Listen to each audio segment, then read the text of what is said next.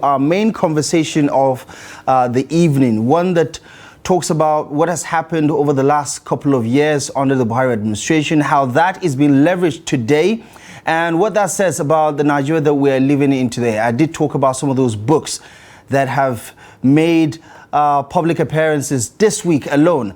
2 launches, all about former late President Muhammadu Buhari. And we have with us in the studio one of those authors of the 2 prominent books that were launched this week. A former Minister of the Federal Republic, former Minister of Information and Culture, Lai Mohammed, is here with us to share his thoughts about the book, what is in the book, and why Nigerians should care about the legacies of the past and how that is shaping the narrative of present-day Nigeria.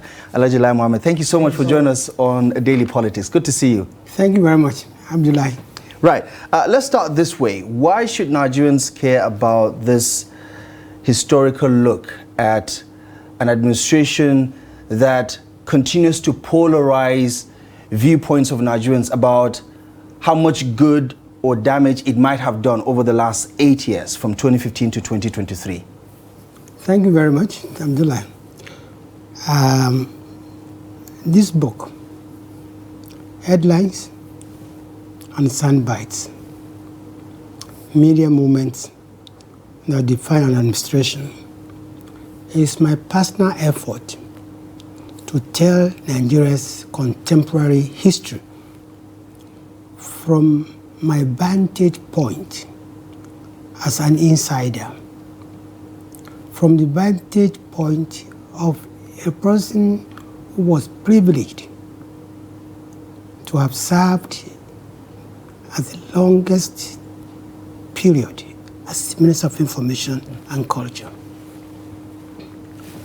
You see, Abdullah, for 8 years, I was at the center of government communication, crisis management, national orientation, culture and tourism. And all what this book is about is how within those 8 years, policies were arrived at, narratives were shaped, and how, more often than not, misinformation overshadowed the facts. So when I decided to write this book, the late president was still alive. And the reason I wanted to write this book and why I wrote this book is because we Africans, we don't write enough. And when you don't tell your own story, other people will tell that story for you and they will distort it, either deliberately or inadvertently. Therefore, the whole purpose of writing this book for me is to throw more light into certain decisions that were made by government, to also debunk long-held misconceptions, bring context when necessary, and generally bring clarity. Right. And there are some who say, while your book on one hand is attempting to set the record straight, on the other hand is also maybe trying to whitewash what was some of the toughest years of recent history in Nigeria today, with the economy somersaulting, with COVID-19, with NSAS, with everything that has happened in between. How much of that is a fair reflection of what people are going to read from headlines and soundbites? You see, this book is not about whitewashing. It's not about defense of the Buhari administration, because there's nothing to defend. Fortunately,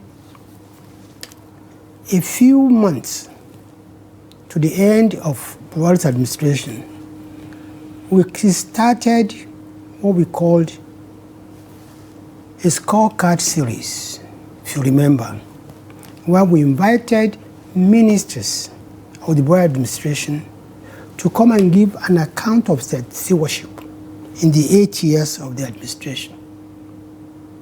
Today, there is a legacy portal, www.pmbscorecard.gov.ng, where from anywhere in the world you can access it, and the achievements of the Buhari administration is clear. You can see it there as recorded live about 30 months ago. So we foresaw this will happen. That is why we did that scorecard series. As a matter of fact, some of the things that this book will reveal will be some of the toughest moments for me, especially as a minister. It will tell you what were the toughest decisions I took. What were my toughest moments as a minister. A moment when I actually was tempted to resign my appointment. You will find it in this book. And of course, you also find in this book, like rightly said, how Nigeria handled the COVID-19 pandemic. And it's on record today that we are the third best nation in the world in the handling of the pandemic. You find in this book. You also find in this book how my ministry in particular, how we contributed to helping Nigeria from losing $9.6 billion, which the P&ID frontally claimed were owing them. You find in this book. You also find in this book how we were able to restore the lost glory of the iconic National Theatre. The stories behind that you'll find here. You also find here how we were able to leverage media strategies to communicate government to Nigeria and the people back to government and take the results back to government. You'll find it here. You also find here how we were able to change the narrative about Boko Haram. In particular, how we were able to change the narrative of the naysayers that claim that Boko Haram was not, defeated, or that Boko Haram was still controlling certain parts of the northeast. You also find in this book how we were able to engage and win over the Bring Back Our Girls group to travel with us to Yola. From Yola, we took sorties in NAF, place to supervise how our military, especially the Air Force, how they were chasing Boko Haram and how they were trying to retreat, to recover the girls. You also see in this book how we manage to repatriate or get Germany to repatriate the largest number of stolen artifacts in the world. So this is what you find in this book. And why do we call it media moments that define our administration? Is that what people had were the headlines. What they saw were the headlines, what they had were the soundbites. But what was the context of this?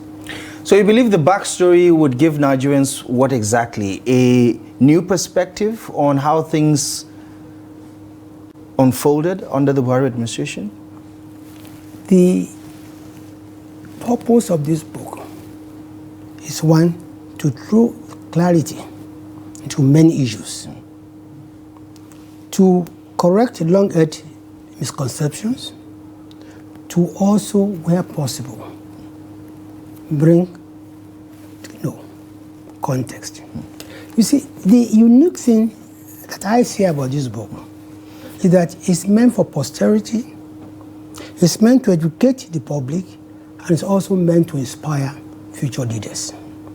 Because I'm saying it from an angle, from a very unique perspective of somebody who was at the table from the perspective of somebody who participates in decision making, who also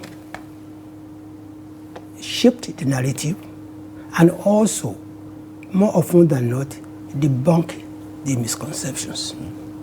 And if you have to put a fine point to it, what fundamentally do you think Nigerians don't appreciate about the 8 years of the Buhari administration that you have been a part of? The glass half full version and the glass half empty version of it. You see, governance is a continuum, and it's a relay. You run your race, you pass the baton. And that's what this book is all about. What did we do in those 8 years? And if you read this book, you really be able to see the stories behind the headlines. The real stories, not the stories that hit the public. And was there a gap between what the media was reporting and what actually was playing out behind the scenes? Is there any gap in that area? There's bound to be gap. Right. And that is what the role of a Minister of Information is, to give the correct perspective to the public. And this is what this book is all about. What are the real facts and the real stories behind the ban on Twitter? What actually happened? The answers. What actually happened? Was there truly a massacre at the Lekki toll gate? And you see, unfortunately, sometimes the noise out there could overwhelm the real facts. But what I keep saying is that anybody who has a contrary opinion should please write his own book also. I've written from the vantage point of the longest serving Minister of Information. You might not agree with me, but that is what I saw. That's my understanding of it. And do you have any regrets from your 8 years in the Buhari administration? I mean, you talk about how your family was close to convincing you to resign as minister. Did you have any regrets? I mean, the COVID-19 pandemic, the NSAS controversy or saga, or however you want to categorize it, and all of the other issues that shaped the highs and lows of the Buhari administration. I think I've been very privileged as a Nigerian.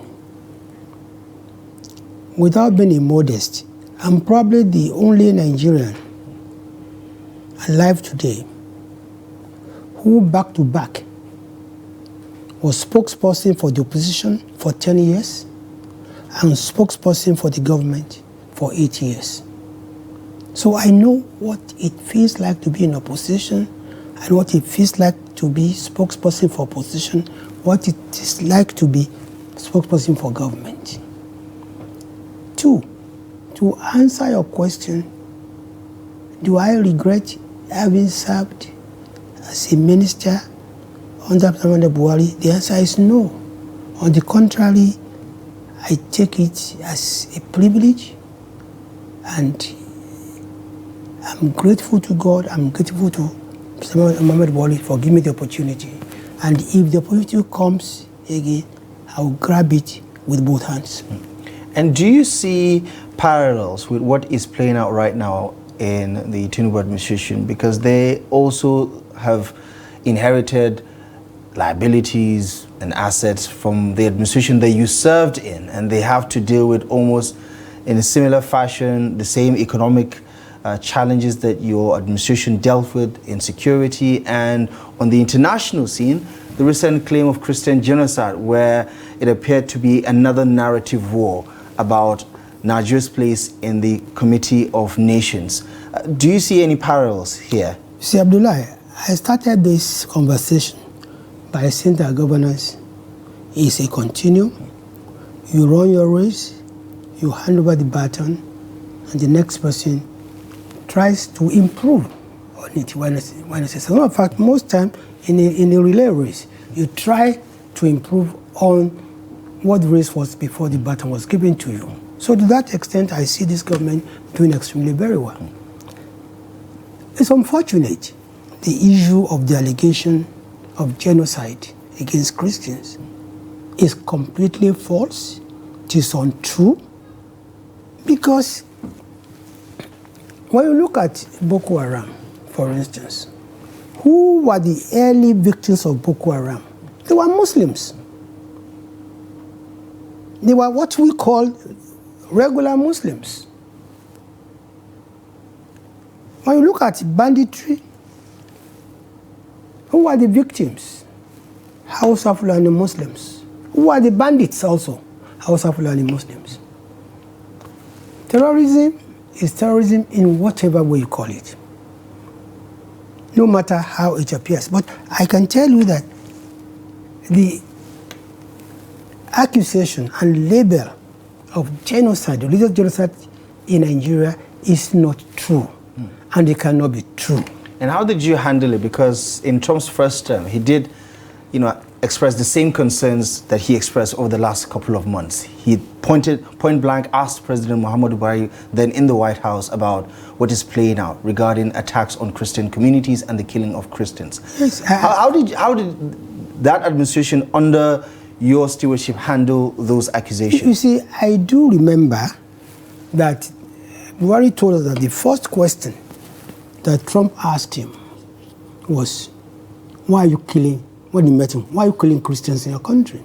And of course he sat him down and explained that there's no genocide against Christians in Nigeria.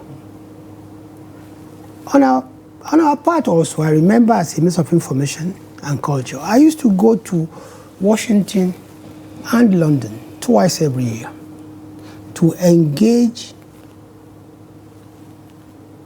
international media, engage think tanks, engage congressional aides on topical issues such as herdsmen farmers clashes, such as IPOP, such as banditry, such as Boko Haram,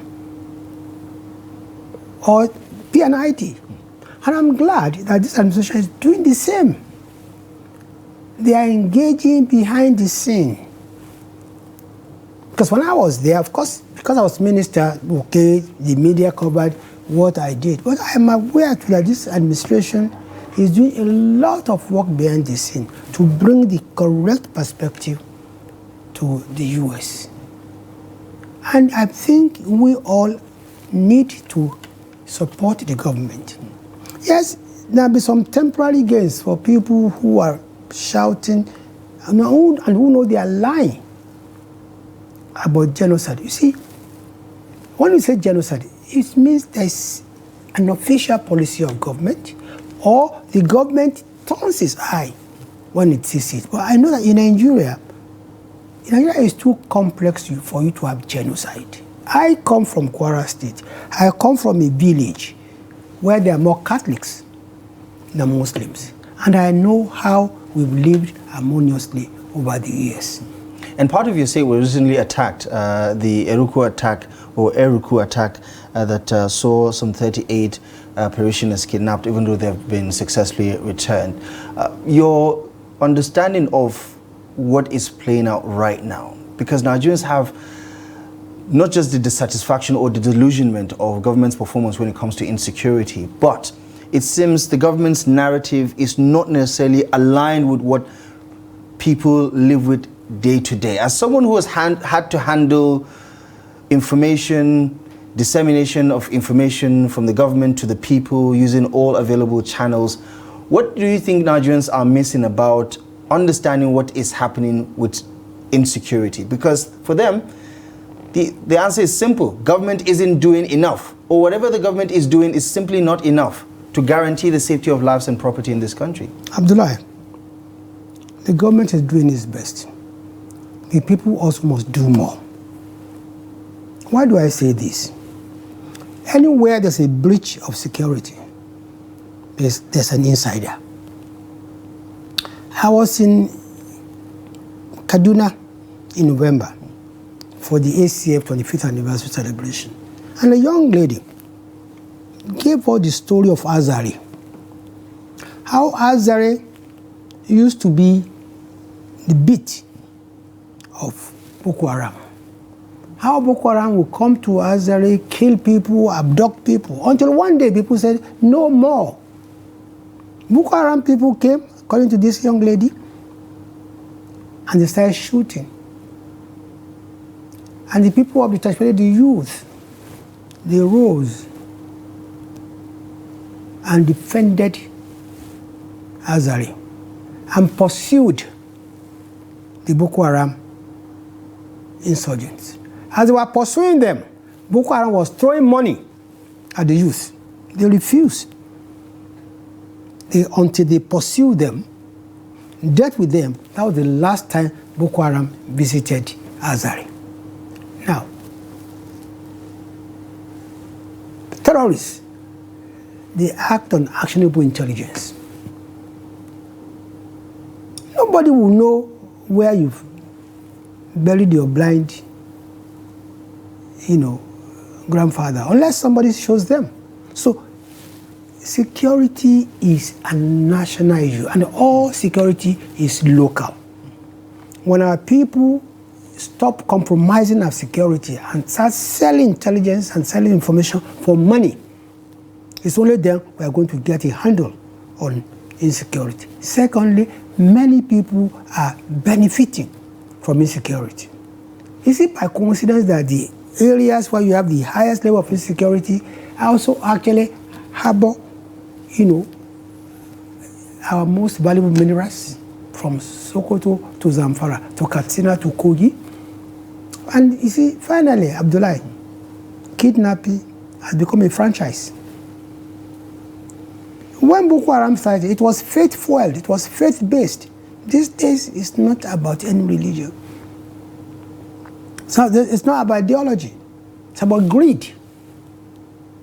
So it's complex, and that's why you need to help government. And I think, when I was a minister, we had this campaign, say, if you see something, say something. Nobody can secure, no government can secure a territory if the people don't help them. No. The most effective police in the world rely on information, on intelligence of the local people. Right. And let's talk about all these books. 2 in this 1 week, 4 in under a year or so, by the last count, from people very close to the president.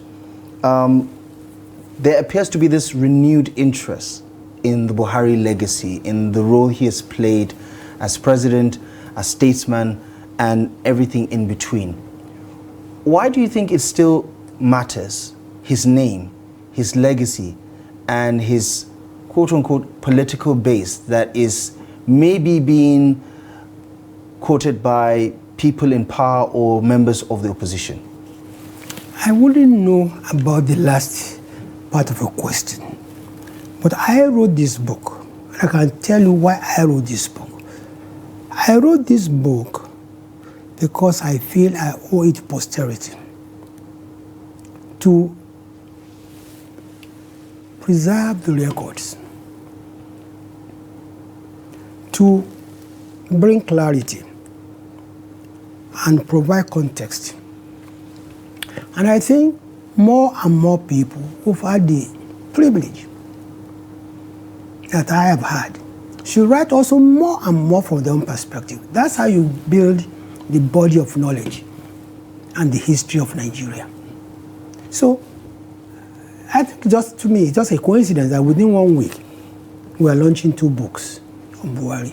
And I can assure you it's not going to be the last book on the administration on Buhari. The more we write, I think the richer the people are in knowledge. Are you saying that Buhari's stories or legacy in terms of what's captured in books like these are relevant to Nigerians today? Absolutely. You see, unfortunately, Nigerians, like I said, we don't write enough. And history will continue to repeat itself. as long as those of us who have had the privilege to have served at this high level, we don't pass the information to others. Unfortunately, in Africa, we rely more on oral history than written history. But the difference between oral history and written history is that no matter how powerful a brain is, after some time, it fades. Whereas the written document is there to guide all of us. So people should write more about their experiences. And what do you say to people like, Malam Nasir Rufai, who also considers himself a close political associate of Muhammadu Buhari, who has worked with him as governor of Kaduna State, says that he's surprised by some of the people who are speaking highly of Muhammadu Buhari in the recent book launches. He was actually referencing the one that was launched in the State House, where he said he's quite surprised because these are people who would slander Buhari also in the public. But when it's time to launch a book, there's always this reverence in terms of their commentary. Do you think Buhari's legacy or political currency is still being leveraged today? See, like I told Abdullah, I'm here to discuss my book. Right. You don't have an opinion about it? I can speak on my book, and I will speak on my book. I can't speak on other people's books and what the motivations might be. And you see, the beauty of democracy is that everybody is entitled to his own opinion, our own opinion. But honestly, I will talk as much as I want to talk on this book. But I don't think I cannot talk on a book that I'm not an author of, or which I probably completely not read. And in speaking about the legacy as well as what you talked about, the headlines and sound bites, there's been a lot that has been said about the Buhari years. Not much of it, especially from the opposition side, has been positive. They talk about mismanagement of economic resources, of economic fortune, what the reserves were before the Buhari administration came on board, what inflation was, and all of these indices that have been used. Does it also concern you that even the government that inherited the Buhari legacy also sometimes, occasionally, has to talk about the negatives of the Buhari administration when explaining why things are difficult today? I mean, does it disturb you as a minister under the Buhari administration when you have to hear these commentaries about the way the administration handled things? Abdullah, I will refer you to Appendix 1 to Chapter 1 of my book, which was the statement I issued as a response to Chief Olusegun Obasanjo's letter on January 24th, 2018. And there, it actually sets out what we also inherited as administration in terms of foreign reserve, in terms of price of crude, in terms of general economic downturn. So it's legitimate for any government to say, this is what we inherited, and this is where we are today.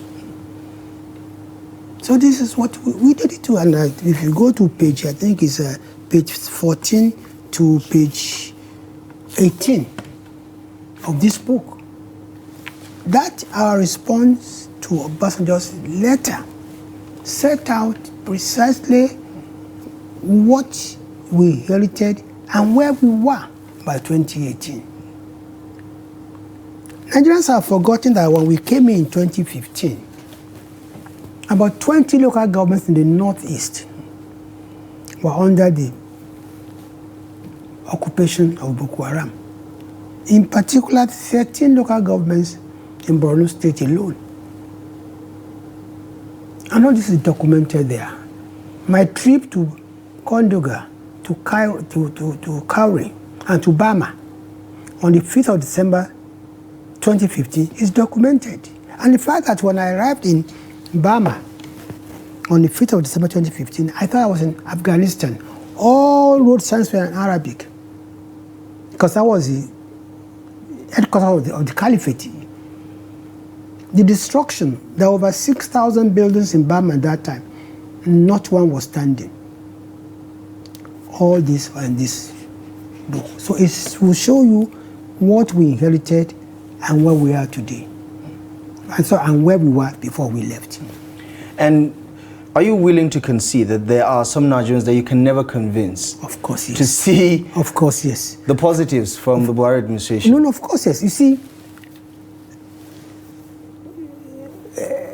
as a Minister of Information, even when I was there, I tried through town hall meetings.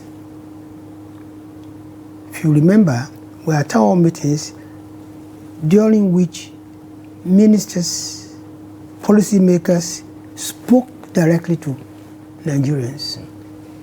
No holds barred, televised live. It was our best way of communicating government policies to the people and getting their feedback. But even then, we still had people who would not believe. I mean, you remember that after President Muhammad Buhari came back from the UK after his illness, some people believed that he was not the one.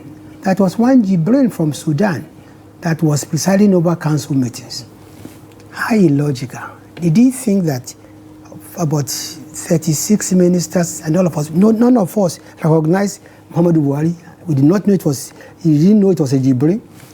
That is people for you, but you must not be tired. And one of the reasons this book is written is to throw your own perspective and let people, I mean, of course, even this book would be criticized. It would be analyzed. Some reject it as whitewashing. My advice is that please write also from your own perspective. And you think we'll gain more by doing so? Absolutely. Absolutely. But you see, if you have not been there before, you can't write. It will be like the story of 5 blind men who were touching an elephant. The one that touched the trunk said it was something. The one that touched the leg said it was a house. Now, the unique advantage people have had is to have served at that level for that length of time. And I was in the eye of the needle all through. And so this book is an attempt to write that story of Nigeria. And Alaji, what is your reading of the growing public frustration with Nigeria's political class? Because it seems that what ushered the Buhari administration in 2015 was the beginning of that, when an incumbent was taken out because Nigerians, quote unquote, wanted change, right? Then the APC change came on board. We can agree to disagree about how much of that was achieved. But here we are today, and you can tell there's a significant percentage of the population that is disillusioned by the political class in this country. What is the missing link in your view as an average Nigerian right now who's not in government, or as a Nigerian who's not in government, not necessarily average? What do you think is playing out here, politically speaking? You see, Abdullah, I'm yet to see one part of the world where the people are happy with their leaders. Just one country where the government are completely at peace with people governing them. Governance is complex, but we must not leave governance just to the government. We also have roles to play. I started a campaign, Change Begins With Me, if you remember, 2016. Unfortunately, it was sabotaged from outside. Because that change, which you are asking for in Nigeria, it's not just with government officials. Talk about corruption and bribery. It starts from the gate man. right to the top. So there must be a national orientation and national rebirth. And I must commend the present administration, especially the Director General of NOA, is trying also to have this national orientation. We must have a national rebirth. Nigerians should stop looking at Nigeria as an ATM. Everybody looks at Nigeria, I will just, as long as I can take an advantage from Nigeria, I can make money from Nigeria. Nobody wants to take ownership of Nigeria. If we treat Nigeria the way we treat our businesses, the way we treat our families, the way we treat our private concerns, Nigeria will be a better place. We all have children. We take good care of them. When they don't come home, we look for them. We tell them, don't do that. Only the people of Nigeria can take ownership of Nigeria, take possession of Nigeria, and we are going to have less thieves, less criminals. We're going to have less dissidents because the government will have less distractions. And some say that change starts with visionary leadership, and for the most part, that is what is missing right now, visionary leadership. Yes, you see, the visionary leadership would bring out policies and programs. The implementation of those policies and programs will depend largely on the cooperation they receive from the people. I'm not talking about people, I'm not just talking about the gatemen, I'm talking about the civil service, I'm talking about the businessmen. I'm talking about businessmen who would necessarily, under invoice or try to cut corner. You see, we must be resolved that we want to save this country. Of course, a lot depends on leaders because leaders are actually voted for and are elected to lead. I agree with you, but they cannot do it alone. And we're obviously getting into the political season, and not sure how actively involved you are in the politics of the day, but as someone who has spoken for the opposition quite robustly and actively in the build-up to 2015, you just talked about being the opposition spokesperson for a decade and then speaking for the government for another 8 years. What do you make of opposition voices right now in the country? Because there's also a concern that Nigeria is slowly but surely in practice turning into a one-party state, because your party seems to be sweeping everything. In the National Assembly, you have 28 governors right now, albeit not all of them are APC members on election day. But what do you make of what's happening on the opposition side and this claim that Nigeria is sliding into a one-party state? Abdullah, don't forget for 1 minute that I'm a founding member of APC. I remain a loyal member of APC. And in democracy, we deal in numbers.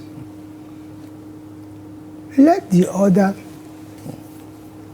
people also win more followers and win more supporters. You want me to ask APC to slow down in its conversion? There are some people in your party who are concerned that these people are jumping ship because they want the bandwagon effect, that they are not necessarily progressives at heart. As someone who is a core progressive, who is a part of the founding fathers, do you also not have concerns that there are people who are just trying to save their political ambitions by joining APC? Let me ask you a question. Why do people go into politics? Like they say in my place, is because of what they want to become and what they want to benefit. But what I can assure you is that the party machinery is robust enough to handle all these, seeming contradictions. But what we cannot do We can't stop anybody who wants to come and join our party from coming to join our party. And we cannot slow down our reach to people. So I think I would just appeal to the opposition to work harder. But not that we should slow down. You think they're not working hard enough? That's why they're I'm not saying that. Right. I'm not saying that. I'm saying that we cannot slow down. Right. So they have to catch up then. Because I don't know any party, any democracy in the world that says we've had enough governors, we've had enough members of National Assembly. No. It's fair game. Fair game. And you see again in politics, 1 month is a very long time. That's why we must continue to get more loyalists, more supporters. Now, late former President Muhammadu Buhari has had what most would describe as the most enigmatic, cult-like political following, something that Nigeria probably has never seen before, especially in the Fourth Republic.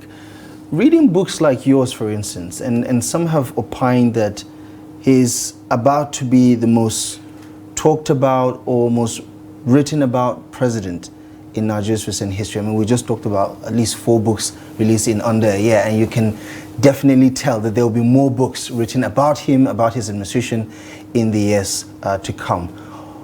Why do you think he still has this pull, even in death, for instance, that people are still willing to listen or even gather to talk about the man Muhammadu Buhari? I think his integrity, I think, is the greatest asset he has. I'll tell you a story. It's around 2010 or 2011, we were there in ACN. We went to campaign in Taraba State. Then we didn't go to the capital. We didn't go to. We went to. It was the second biggest town in Taraba. What's the name? You know, because we had our candidate for the party came from there.